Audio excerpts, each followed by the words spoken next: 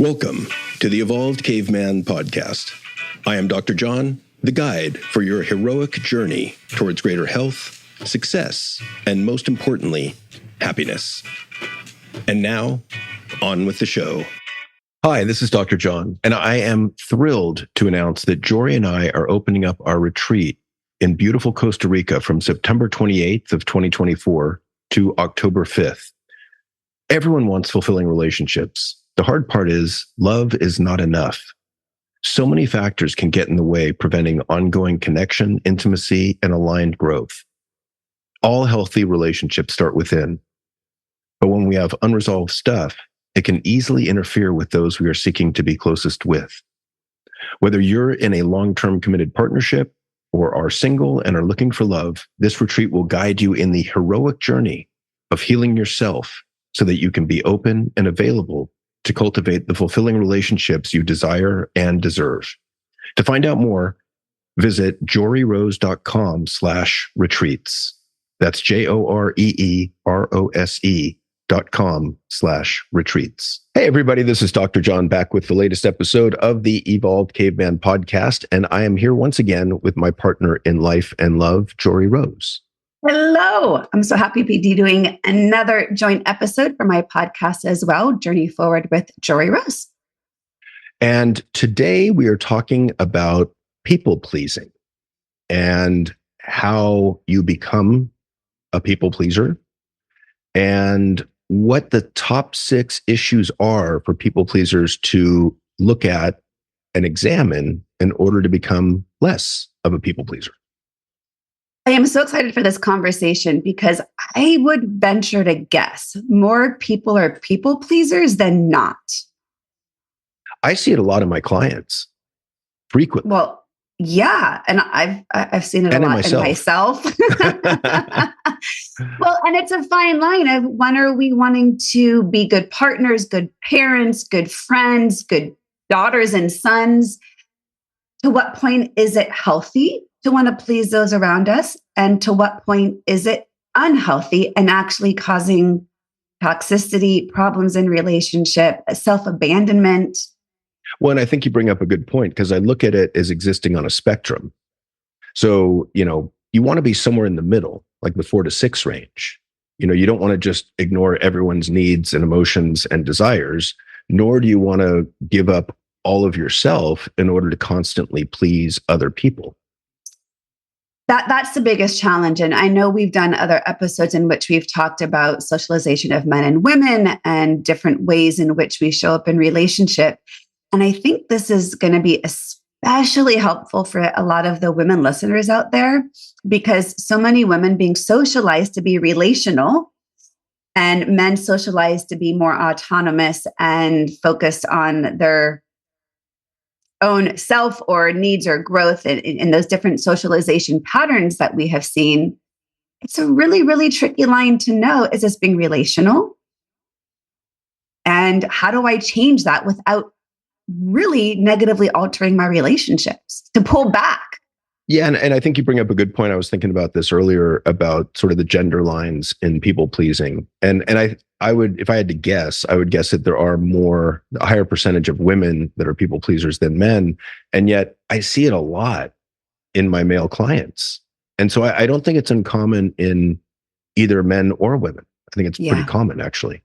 So, just to give you guys a teaser, the 6 areas that you must look at if you're a people pleaser are boundary setting, excessive and inappropriate guilt, conflict avoidance, loneliness, resentment, and figuring out what your needs are. So we'll get into each of those as we go through this. But first, I wanted to talk about, how do we become a people pleaser? Any ideas on that? How do we become a people pleaser, Dr. John? Okay, yeah. Tell us. Well, to me, it has almost everything to do with the family you grew up in. I'm sure there's some genetic piece to it as well, but and I've been a big fan of Lindsay Gibson's excellent book, Adult Children of Emotionally Immature Parents. And so I look at it as how many of us had one or both parents who were or are emotionally immature. And I think it's the vast majority of us, because until recently, emotions were just viewed as a nuisance, things that got in the way of productivity and achievement, things that got in the way of being rational. I mean, I know in my family growing up, a good German family, like emotions were just considered on the side.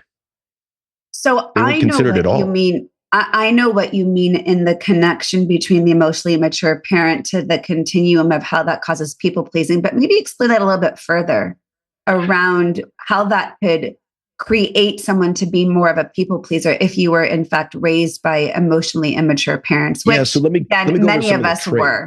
Let me go over some of the traits of an emotionally immature person. Now, given this is not just parents, this is the majority of people out there in society, I would argue, but emotionally immature people are psychologically rigid, stubborn, and single-minded. They have low stress tolerance, and thus they are emotionally reactive. Reading between the lines, that means angry and irritable. Mm-hmm. They distort reality, they discount facts, they blame other people. They do what feels best. So they weigh their feelings more than what's actually happening when evaluating a situation. So what's true doesn't matter as much as what feels true. They have little respect. I was going to pause. Perception is everything. Yeah. Perception is everything. And we even know from neuroscience that a mere thought can activate the nervous system, even if nothing is actually happening. So that's a big piece of this. It is. Well, because think if you've got a parent that is prone to irritability, impatience, anger, and they believe their anger is justified, they believe their anger is founded in reality, and then you've got a situation where they're externalizing all blame onto the child, and the child's just thinking, oh my God, like, what do I need to do to make sure mom is not upset with me, as a survival strategy? And it generalizes from there. And that's the piece that we haven't said yet of it's about maintaining connection, right? So if you have these emotionally immature people, because when I joke with the question of, tell us, Dr. John, what's the answer here? But the thing that I was thinking at the very root is we are wired for connection. And if that connection is going to be threatened or compromised or fear of being taken away from us, we're going to likely, many of us at all costs, going to want to do what we can to stay connected. It's a tribal innate need to be connected. Yeah. And it actually truly is a matter of life and death, because back in the day when we lived in tribes, if you got kicked out of the tribe, the chances of your survival were slim to none. And so there's part of our reptilian brain, or that old part of the brain, that realizes this on a deep level. And so we learn at a very young age, 3, 4, 5, that we've got to put mom's needs or dad's needs ahead of our own in order to stay survive. Safe and connected. Yeah. And that's, really easy to understand. Well, my needs don't matter here, because if I speak up for my needs and I honor them, and it continues to have them externalize, be rigid in their thinking, have a shift in the perception from what's reality, and I get rejected, I'm going to learn pretty quickly, don't express my needs. Right. Well, and let me just continue with the last couple characteristics of the emotionally immature. So they have little respect for differences. So they think everyone should see things as they do. So to speak up as a child to an emotionally immature parent means that you're necessarily going to get blasted, or at least challenged, when you don't see things in the same way they do, which, if they're emotionally immature and egocentric and all about themselves, their needs are going to be primary to them. Mm-hmm. And so you're not seeing reality as they do. So the next one is they're egocentric. So they think like a 5-year-old. And, egocentricity, self-centeredness, is a normal feature of childhood and adolescence. But most people, not even most, I would say some people evolve beyond being egocentric. Right. But the emotionally immature adult doesn't have the happiness and open-mindedness like a 5-year-old. They're just preoccupied with the curiosity, the awe, the wonder, the novelty of the world around them. So then the last two are, they have low empathy. So they're emotionally insensitive. They don't really pick up what you're feeling. And so again, bringing up your needs isn't going to matter a whole lot to them because they're not going to sense your sadness, your pain, your suffering, your difficulty.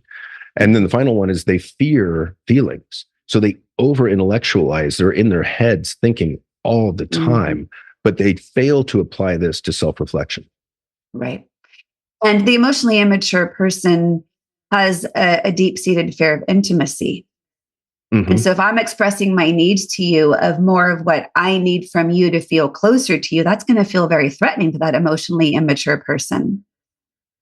Yeah. And I think, I like to define things. So I think of people pleasing as a habitual pattern of putting other people's emotions, wants, and or needs above your own. And the problem with this is if you do it to a large extent, it leads to exhaustion, or it can lead to exhaustion, burnout, illness, self-neglect, and unhappiness. And that's where we see a lot of clients in their, middle age. And they might not even realize it's even the extent to as a result of their people pleasing. And I mentioned, I see this a lot in women and their socialization of being relational. It's confusing when especially mothers need so often of the time to put their kids' needs ahead of their own for their kids' safety and survival, right? Especially when they're young. It's hard to know when to bring it back. It's hard to know at what point do my needs make a difference. And I often look at, this is one of the things that I'll say with clients, and we can get into the different areas of the people pleasing. When it comes to the self-abandonment, you listed those last things around, the self-neglect. And that's where I see one of the chronic problems is when I am actually abandoning myself in service of somebody else, because I can hold space for my needs and yours simultaneously, right? We can contain multiple truths. That would be the healthy continuum. But when it's self-abandonment of my values, self-abandonment of my primal needs, if it's safety needs, if it's, just expressing my truth to an extent where it is chronic, and I've lost myself in this other relationship. Yeah, those are really good points. And I think the other thing I look for is a lack of bidirectionality in relationship. What do I mean by that? I mean, like a good, healthy relationship should have give and take in terms of people's needs and desires and wants. Reciprocity of needs. Reciprocity. And so one of the great questions to be asking yourself in to check on people pleasing is, to what extent am I receiving something from this relationship? And sort of what percentage of the time am I receiving positive emotions and support? Because I see a lot of relationships that are almost solely one-sided, where one person is taking and the other person is giving. And this is a really, really tricky pattern, especially when you have these adult children of emotionally immature parents who have been raised in a habit of people pleasing, who are now allowing themselves the same pattern in their adult friendships. And they likely have become friends with adult immature friends, emotionally immature friends, because they're used to showing up a certain way in all of their relationships.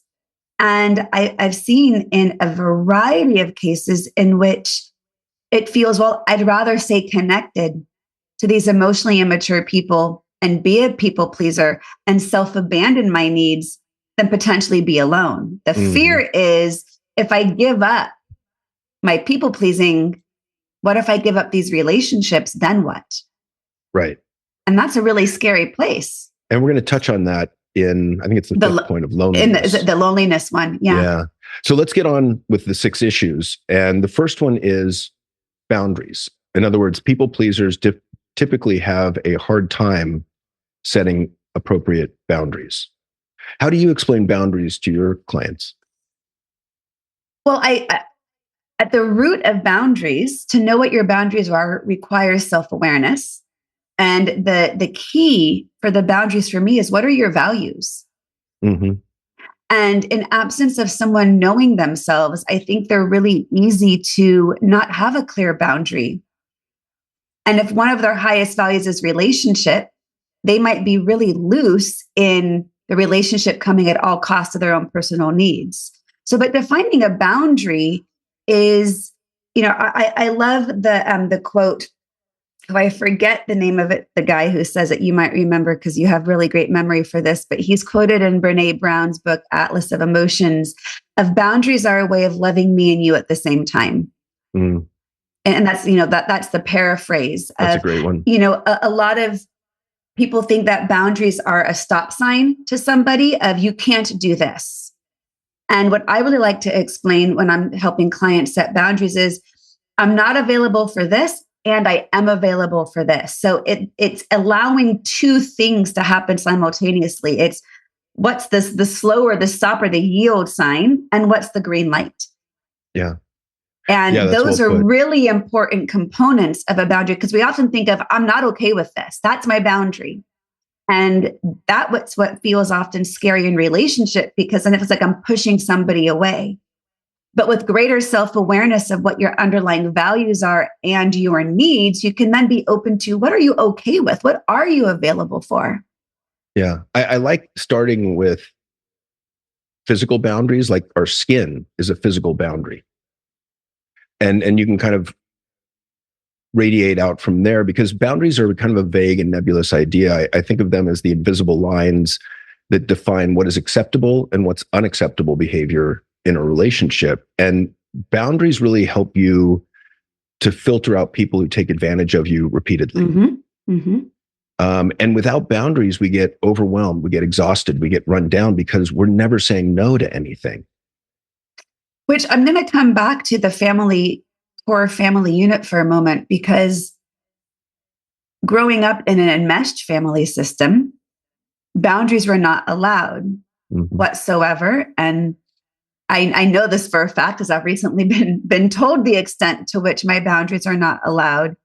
And so in some enmeshed family systems, generally in which there's emotionally immature people at the root of that enmeshment, it can really I'll speak personally, I feel judged when I have a boundary. And one of the components of the emotionally immature person is they view your boundaries with moral judgment. Mm-hmm. And it becomes character attacks, where now it has me gaslighting my own value and truth of what's okay with me. Yeah. And this becomes a real mind fuck. Mm-hmm. Because it's okay for me, but the people who are supposed to love and support me unconditionally are telling me it's not okay. So that's why I go back to self-awareness at the root of boundaries, to know, who am I at my core, and what are my needs, and what am I not okay with, even if it's not okay with you, for it to not be okay with me. And I love that idea of the people that get the most upset about our boundaries are the ones that need them the most, because I'll flip it for my clients, right? And I'm like, look, if you come to me and say, hey, you know what, John, I'm just too exhausted and stressed out to talk today. I'm just overwhelmed.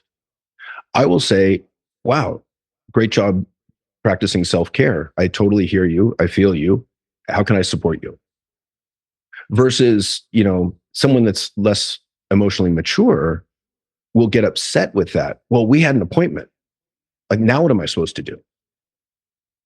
And so I think it's good to reframe it as, well, how would you respond if someone flipped this same boundary of, you know what, I'm just exhausted. I need to take a nap, or I need some time to myself. And to continue to come back to the emotionally mature person, the emotionally mature person is going to see that as an act of self-care. Mm-hmm. But many people are not going to respond to a boundary you set for them and say, wow, thank you so much for setting that boundary against me so you can take care of yourself. Very few people are going to do that. Yeah. And I think the emotionally mature person will be defensive and perhaps be a little bit jealous. Well, how come you get to do that? I don't get to do that. And I think one of the tips I like in this area is to discover where you need better boundaries, firmer boundaries. Pay close attention to where you feel frustration or irritability. Because to me, that's your anger sending you a message that someone's mistreating you or someone's crossing a boundary. And that's an area that likely needs a little bit of consideration and some contemplation around setting a boundary. And that's why I come back to values. One of the ways I like to teach values is looking at your voids and violations. You know what's important to you by what's missing and what has been violated. If something is missing in your life and it doesn't piss you off, it must not be that important to you. So the void of that thing is not one of your values. If someone has violated one of your values, you're going to get pissed and angry about it. You're only going to get angry about what's important to you. Right. So you can utilize that anger, that boundary crossing as insight into that must be really something important to me. Like your example of canceling an appointment, if someone who got really pissed might hold their time as a very high value. Someone who's more flexible with their time is like, no big deal. We can reschedule that, super, not a problem. I'm glad you're taking care of yourself. That wouldn't be a major value of theirs, right? So yeah, I like looking at, wherever we get angry, what's the value that's been violated underneath it? Because that can inform you around where your boundaries are. Yeah, excellent point. And the second issue is a favorite of mine, an overactive sense of guilt. So I think of guilt on a 1 to 10 scale, with 1 being, I don't feel guilty even when I've done something wrong. That's kind of the domain of psychopaths and sociopaths. To 5, I feel moderately guilty when I do something wrong, but I can let go of it quickly. To 10 being, I feel guilty even when I haven't done anything wrong. And I feel extremely guilty when I've done something slightly wrong. So as a recovering people pleaser, I would say that I have most of my life experienced a high sense of overactive guilt for not even doing anything wrong. Yeah. And I think it's true such for a hard place lot to of be. people. It is such a hard place to be. Because people pleasers don't want to set boundaries because of how it makes them feel, i.e. guilty. Guilt's the linchpin that holds together all these traits in order to be a people pleaser. And so that's the other part of this that pisses me off in a protective sense towards people pleasers, is we're really easy to manipulate by using our guilt or activating our guilt. And so this is really important to be aware that, wow, my guilt is really high just naturally. I've got a high degree of guilt, and I need to work on bringing this down a few notches. Because one of the cognitive errors that we make is the belief that we are responsible for other people's feelings. And I just want to say that is flat out not true. You are not responsible for how other people feel. Their emotions, their responsibility. It's a fine line when their emotions are based on our actions. Yes. And so it's radical accountability for your actions while releasing attachment to what they do with that. And if you deliver your boundary in a effective, communicative, aware, polite, respectful way, that's going to go further, right? I mean, if I'm drawing a boundary in which I'm being really harsh, I might have more guilt around it. If I know I've acted in integrity, I haven't, as my recovering people pleaser self is talking, when I act in full integrity of my actions and I know I've handled everything in a way that is in alignment with my values, I've communicated effectively, I've been clear and concise and aware of how it's going to get received, right, to the best of my abilities, I can feel less guilty. But I do want to say one piece that I know is a big component of the emotionally immature person, to tie it back into what we were saying in the beginning, and maybe some of this guilt piece and how our boundaries get enacted. An emotionally immature person is not going to have an ability to really hear or understand you. So it doesn't matter what you say or how you say it, they're not going to be able to hear you. An emotionally mature person will have a much greater ability to hear what you want to say. And so this is tricky when you're dealing with emotionally immature people and you're trying to communicate in the most effective way possible to not piss them off, so that way your guilt doesn't go up, right? And yet we sometimes have to let it be okay if someone doesn't understand us, is going to get angry, which is why I keep coming back to, if I'm aligned with my values, I can turn my guilt down. Yeah. And I think I want to put a caveat out there to what I said about other people's emotions are their responsibility, or my anger, my responsibility, my emotions, my responsibility. I think that assumes that we're dealing with people that have morals, values, and ethics and are operating with positive intent.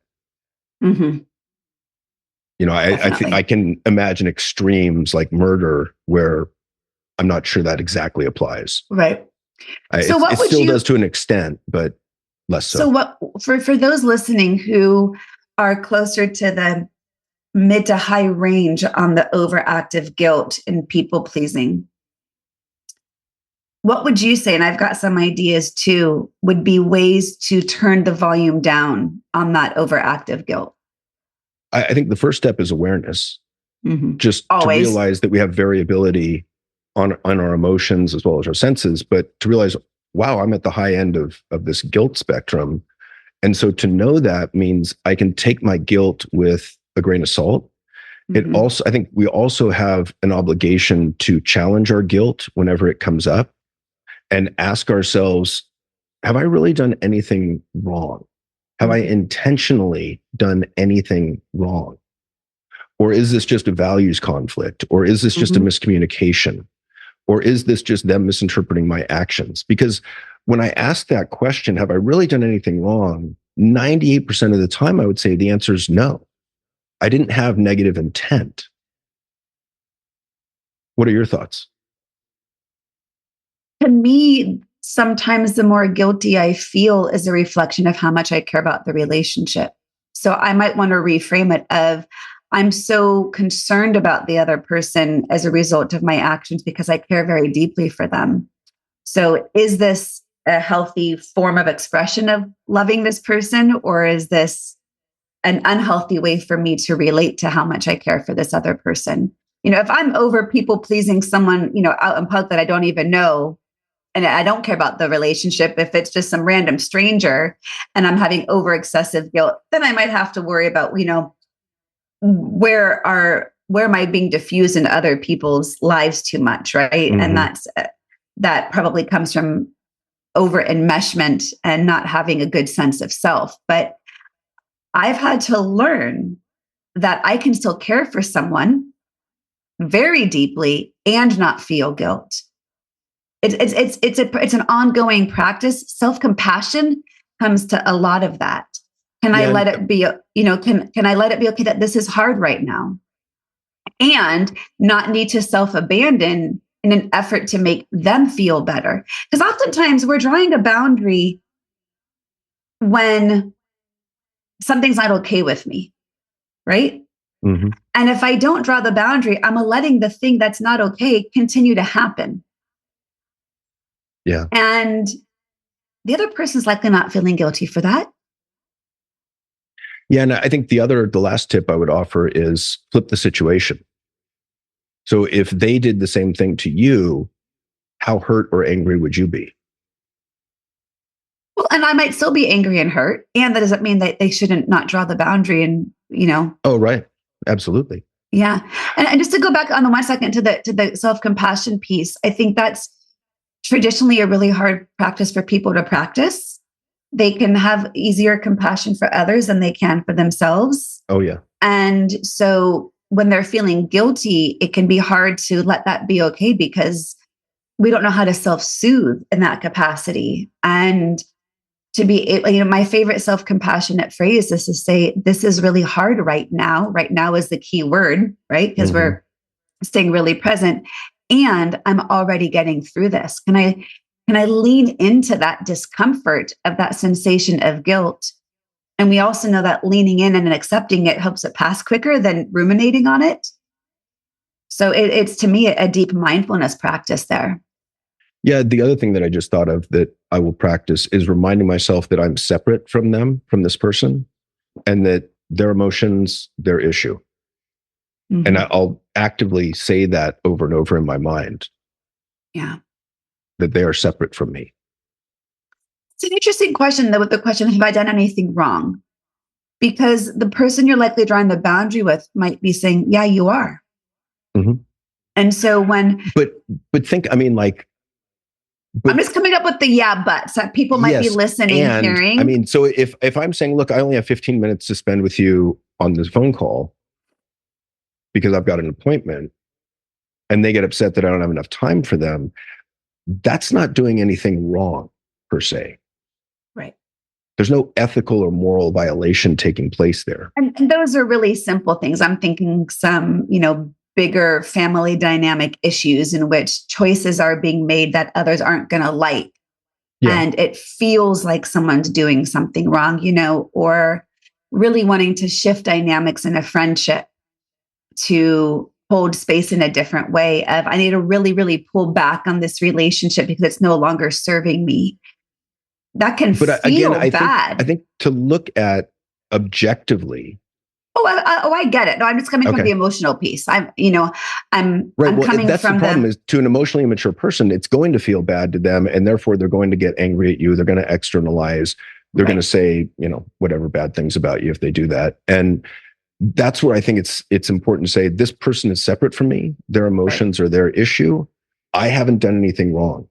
And to have clarity on that before even going into it, ideally. Well, and I would imagine that the person who scores higher on the self-reported scale of overactive guilt probably would score really high on empathy.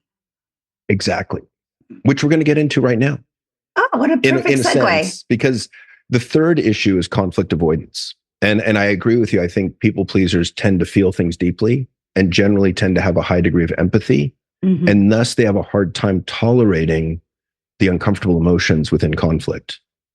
And, since we're socialized to keep the peace, but when we're keeping the peace with everybody else, we can lose our own individual happiness and our sense of self. And so I think one of the things to work on, and this is, a years long project, but getting uncomfortable in uncomfortable conversations is one of the ultimate goals. Mm-hmm. And, this has to do with self-worth issues and work around self-worth, which I think, pretty much everyone I've met, including myself, has wrestled with self-worth at some time or another. But the other piece of it is practicing assertiveness skills, appropriate assertiveness. Mm-hmm. And so if you, sorry, did you want to say something? No, go ahead. So if you want, think of assertiveness on a 1 to 10 scale, where 1 is I'm fearful of bringing up my needs, to a 5, which is appropriately assertive, to a 10, which is overly aggressive. And, when you first start to practice assertiveness, it's going to feel weird. You're going to feel like you're being mean. I felt like I was being a dick at first. But if you're being firm, respectful, and calm while stating your needs, that's not mean. And keep in mind that every new skill is awkward at first, just like learning to ride a bike. But assertiveness involves speaking your feelings and opinions openly and respectfully, understanding the difference between communication and confrontation, while aggression is raising your voice, raising your volume, yelling, being disrespectful, belittling, name-calling, out-of-control anger. And assertiveness, again, calm, firm, respectful. Well, and I see that assertiveness as an energetic stance of holding your power. Assertiveness is not necessarily acting out, but it's standing within your power. And as you were talking, John, one of the things that keeps coming up for me is the challenge around not being a people pleaser requires a really strong sense of self. Mm. And I'm thinking of myself actually in this dynamic. And I feel like I have only in recent years, and you can attest to this as my partner, and as we've been through so many challenges and growth, the more strong I am in who I am in my sense of self outside of my roles, the greater ability I have to not be a people pleaser, because I believe who I am outside my relationships. And for the majority of my life, I was so enmeshed in my relationship, didn't know who I was outside of those roles. Therefore, being a people pleaser was much more difficult because I didn't know so much of who I am. And that conflict avoidance was a huge piece. I don't want to disrupt the peace, because if it gets disrupted, then what do? How do I tolerate not just the discomfort, but who I am outside if that relationship gets dissolved or has, bigger conflict. Like, there's many, many deeper layers to all of this. Oh, yeah. And we're just kind of scratching the surface, because one of the things I was going to say about this last one is I think that it's an important skill to practice in those uncomfortable conversations is self-soothing. Speaking to yourself, reminding yourself to stay calm, to breathe deeply, like this is just emotion, it's going to pass, you're okay, you can handle this. I think those things are really important, particularly at first, when you're getting comfortable with these conversations. Because at first, I think I remember when I first started doing it, it was scary. Yeah. And I didn't know if I could handle my own emotions easily. Right. And to allow conflict is also to know, what do I really think? I keep coming back to this question because I see a lot of this within clients. It wasn't just within myself, right? This idea of, I don't know what my own thoughts are outside of these other relationships because I've been so ingrained to adopt other people's thinking. I might feel discomfort in my body, but not even know what am I speaking up around, right? Coming back to that values piece. And the conflict avoidance is such a great skill, or the conflict awareness, I guess, I don't know what the right word I want to say, the ability to have healthy conflict is a great skill to develop, because it's that I can love you and me at the same time idea of boundaries. I can hold space for what I'm feeling and what you're feeling without it disrupting the foundation or core or root of this friendship or relationship. So it could also be, as we build relationship skills with people and have a greater attachment and security, right? I mean, look at you and I. We have a much greater ability to have conflict the more secure our attachment is. When we were more in an anxious and an avoidant attachment style, conflict was much more difficult to tolerate. So as we're talking through this, I'm just thinking like the levels in which we're attending to all of these different ideas is really converging into all the things you and I've been talking about on all these joint podcasts in our masterclass series in Love Isn't Enough. Like, it really is all coming together around the individual work combined with the relational work. 100%. Yeah. And so it's hard to not be the people pleaser if you're the only one carrying the weight of the relationship too. Right. So let's get to the next point after that good point, which is number 4, loneliness. And you might be able to speak to this a little bit more than I can, because I think, when you begin to deal with the first 3 issues, some of those less than healthy, less than stellar relationships can wither away, because the emotionally immature will bristle and get annoyed at your new boundaries, and they might slough off. And then you might have fewer people or nobody to hang out with. And I think that can scare the shit out of a lot of people. However, it also gives you the opportunity of up-leveling the people with whom you hang out with. And that's critical for your success and happiness. I'm going to put that into context for a second of how we've been describing a lot of this for a moment. So if the people pleaser is a child of emotionally immature parents, there's a strong likelihood that that person has an anxious attachment style, that they cannot rely on the safety and trust of someone being there for them. And they're likely at the root of that might be a fear of abandonment. And as long as there's a fear of abandonment, the ability to tolerate discord in the relationship is going to go way up, because I'm going to be willing to stay in a connected relationship as long as I'm not abandoned.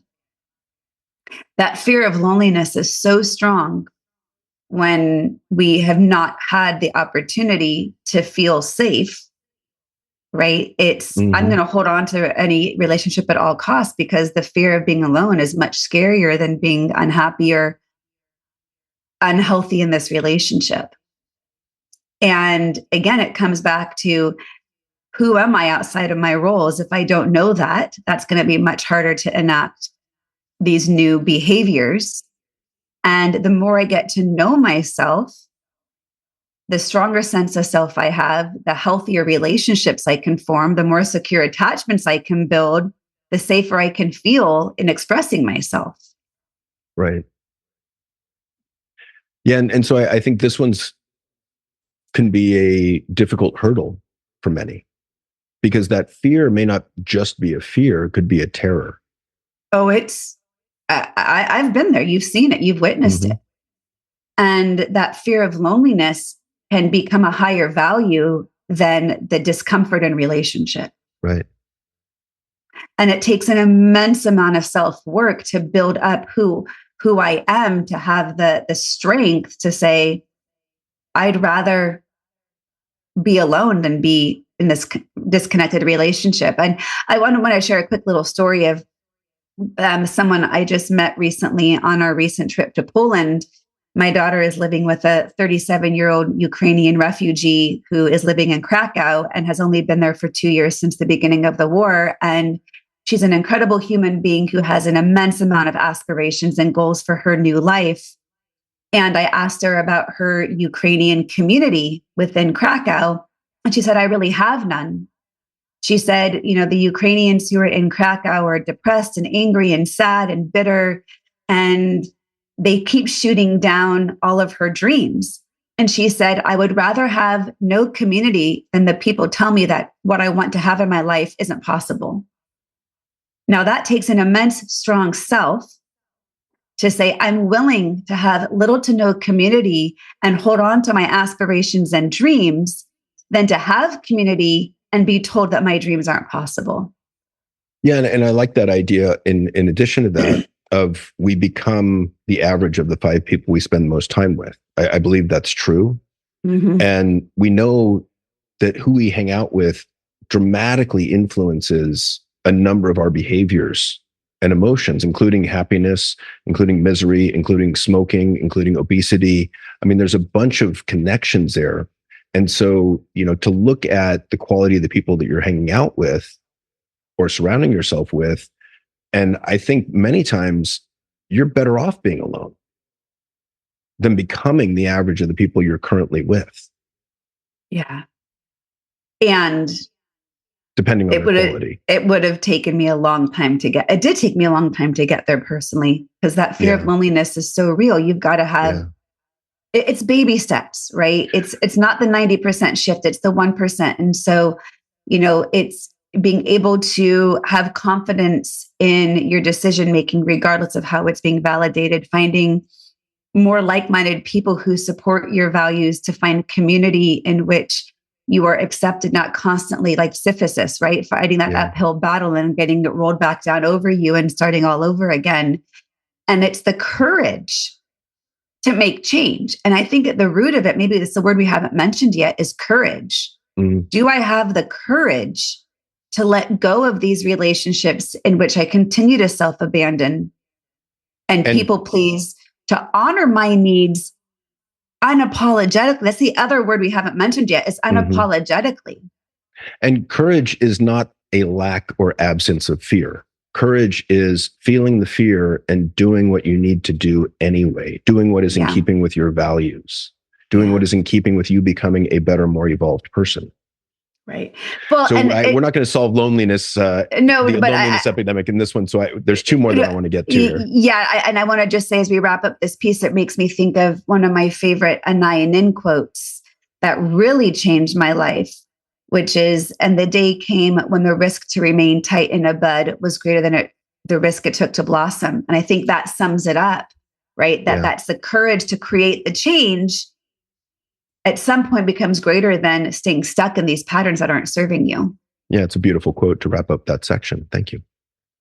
So number 5 is the rise of resentment. And if you never say no, then inevitably resentment is going to accumulate. That's normal. That's human.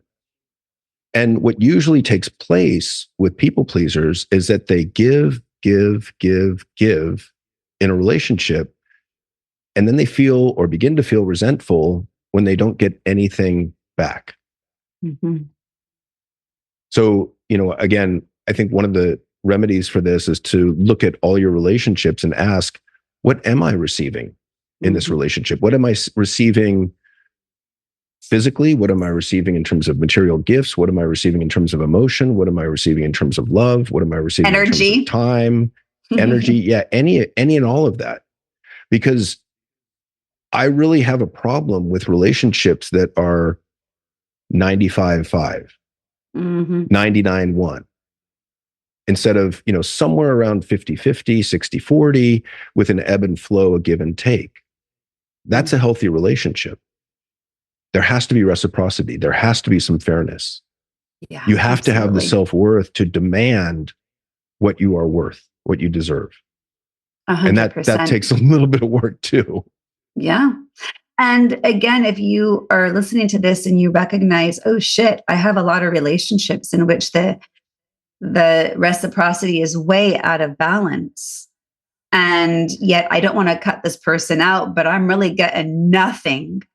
I think of it like, well, okay, instead of spending a whole day with someone, maybe cut it back down to a coffee. And even if that's too much, there are times where I'm like, well, I'll just take a walk with someone that I'm not getting much back from, because at least I'm getting exercise. Yeah, right? Make it a twofer. And then the other thing I've done in the past was I will make time a boundary where I would call someone up that would only speak about himself and wouldn't ask anything of me, wouldn't ask, hey, John, how are you doing? Mm-hmm. And so I'd call or he would call and I would say, hey, I'm on the way to the office. I got 15 minutes to talk. Go. Yeah. And pretty soon he got so trained in it, he would call and ask, how much time do you have? Mm-hmm. I got 10 minutes. Yeah. So I would make a hard stop so that I could get out of a draining conversation and save my own energy for more important matters. And to say one more piece before we wrap up onto the last one on resentment, again, we've got to consider when the resentment outweighs the cost of the relationship, of the people pleasing, right? Not the cost of the relationship, the cost of the self-abandoning to maintain the relationship. And likely if we're people pleasing and we're conflict avoidant and we feel guilty and we have a difficulty drawing boundary, we're not going to name that we're building resentment. Mm-hmm. Yeah. And yet I think important to be on the lookout for resentment, irritability, annoyance, anger, because those are the messengers that are telling you something wrong's happening here. Right. And that's going to be for yourself. That's going to be the boundary violation. Right. Right. All right. So number 6 is, what the hell are my needs? So, I remember coming out of my marriage and I was aware I had been a people pleaser. I was stumped. I was like, I don't even know what my needs are. What's a need? I'd been so focused on making sure everyone else was okay. I'd completely abandoned my own needs. I'd been trained to minimize my needs and emotions in favor of those of others. Mm-hmm. And how did you go about figuring out what your needs were then? Well, the good news is that process of discovering your wants, your needs, your emotions is enjoyable. And it takes a little bit of time, pondering, reflection. And I think, for me, it was helpful to have a list of needs to look at, even a list of emotions to look at and kind of reflect on things. For the emotions, to figure out what you're feeling, one of my favorite exercises is to stop, pause, take a deep breath, ask yourself, what am I feeling right now? And then tune your awareness into your body to tune into the bodily sensations that are arising. Mm-hmm. So, tight chest, upset stomach, muscle tension in your neck, shoulders, jaw. What are you picking up?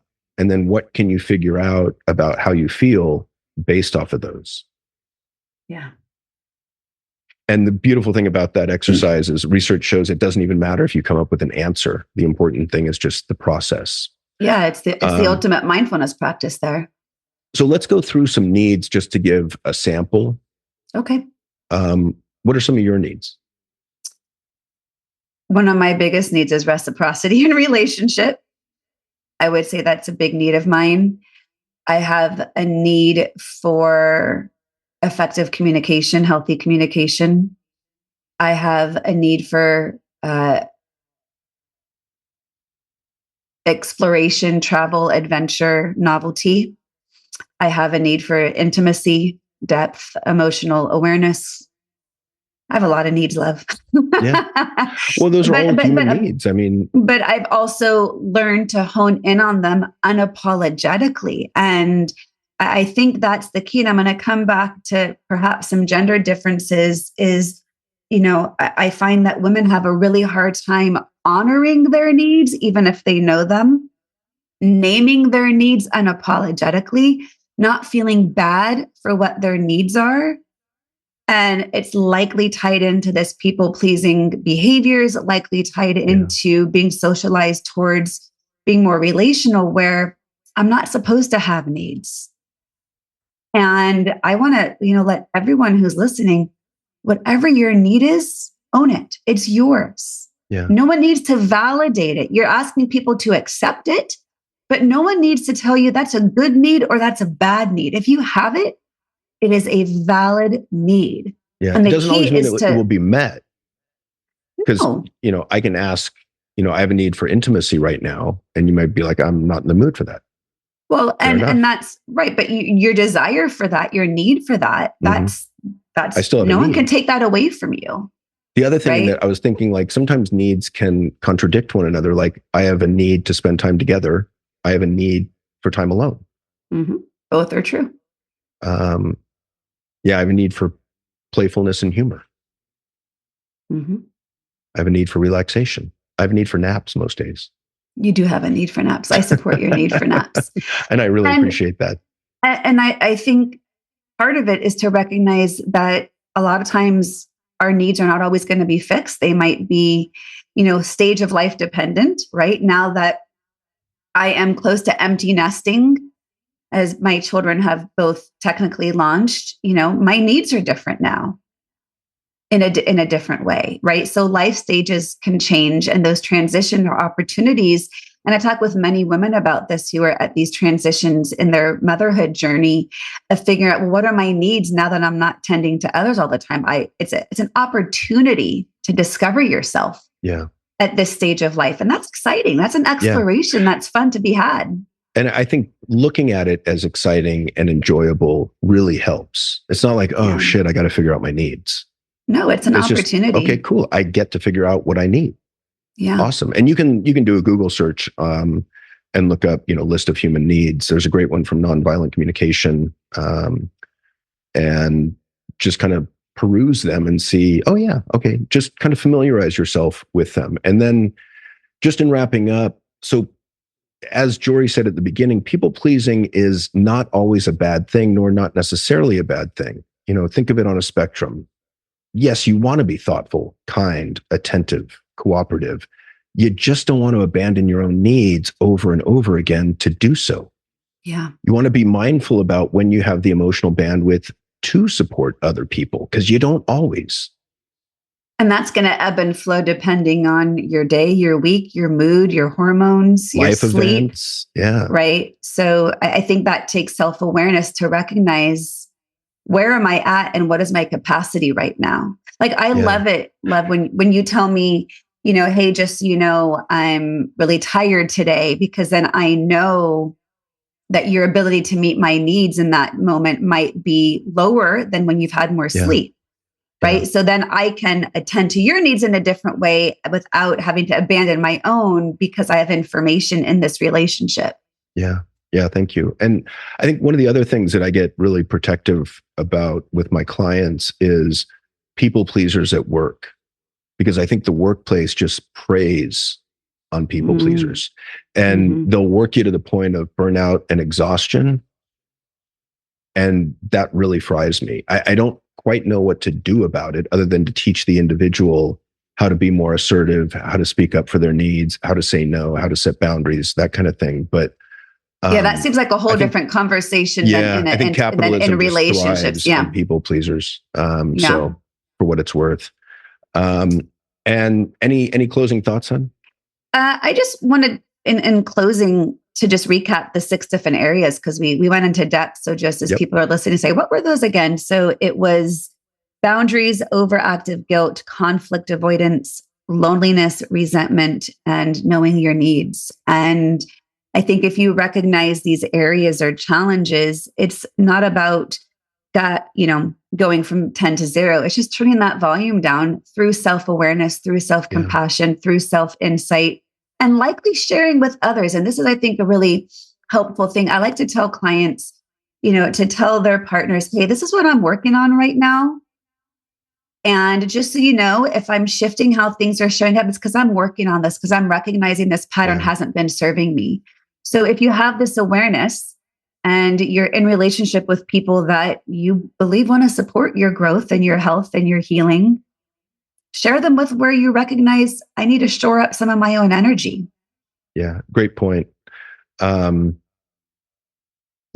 think that's a really good point, and a good place to end this conversation on. Yeah, this was a great conversation. Oh, of course. Thank you. There was so much in here. And I know the other thing I was going to say is, if these areas apply to you, if you believe they apply to you, please don't get overwhelmed with the work that needs to be done. Because to me, this is kind of the work of a lifetime. And I like the idea of just getting 1% better every day. If you can just look for small steps in one of these areas and start to build on those steps, in a month, in a year, you're going to see some real change. And if you don't believe it's possible, then we'll hold space for you that it is. Absolutely. I'm very proud of the growth I've made in so many of these areas, and areas that I didn't think I could ever create change. Yeah, we've done it. Yeah, 100%. So reform people pleasers. It's possible. All right. Well, that is it for this episode of The Evolved Caveman and Journey Forward with Joree Rose. Thank you so much for listening. If this episode was meaningful and helpful to you, please be sure to like, rate, review, and share. And if you didn't like it, you don't have to do a damn thing. Thanks so much. Take care, everyone. Be well. Bye-bye. Thank you for listening to the Evolved Caveman podcast. If you like what you've heard, support us by subscribing, leaving reviews, and sharing the podcast with friends and colleagues. For the latest, most powerful tools to connect with like-minded men, join the Facebook group at The Evolved Caveman. Follow Dr. John on Instagram at The Evolved Caveman, all one word, or join the email list by visiting guidetoself.com.